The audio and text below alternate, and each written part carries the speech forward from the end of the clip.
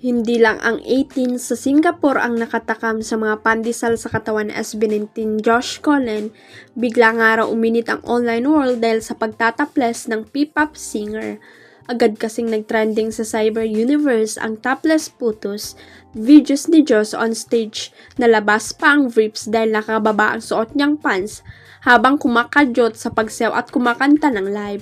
Nag-init talaga ang mga fans sa ayudang ito ni Josh. Grabe nga ang mababasang komento ng fans at casual sa social media matapos nilang mapanood ang kaseksyan ng SB19 member sa simula at wakas world tour in Singapore nitong linggo. Maraming ang fan ang nagtatanong kung bakit walang suot na sinturon si Josh. Halos malaglag na kasi ang suot niyang pantalon sa sobrang pag-indak on stage.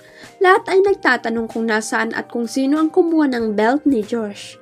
Sa totoo lang, mukhang pinaghirapan naman ng isa sa mga P-pop king ang pagkakaroon ng ganito kagandang katawan kaya proud lang siya i-flex ito sa kanyang mga tagahanga. May K naman si Josh.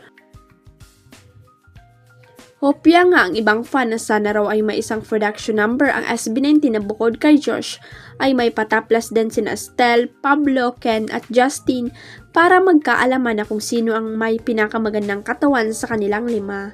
Anyway, congrats sa SB19 dahil sa super successful concert nila sa SG.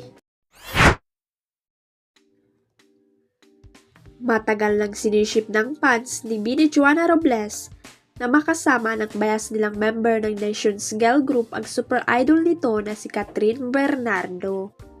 Pero mas lalong umingay ang clamor nila sa online world nang i-announce na nag-Dreamscape Entertainment na super lapit na magsimula ang pabalik serye ni Catherine.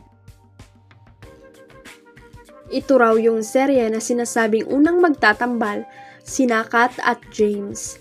Aminadong fan ng Asia's superstar si Joanna at nakasama na rin naman ito si James sa ilang proyekto kaya for sure ay bet na bet din ng Bini member na makasama sa proyektong ito.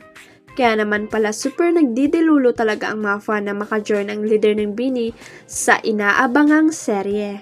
Kung matatandaan habang nasa loob ng bayan ni Kuya si Joanna ay muling kumalat ang petisyon na sana raw ay magsama sa isang proyekto sina Kat at Joanna.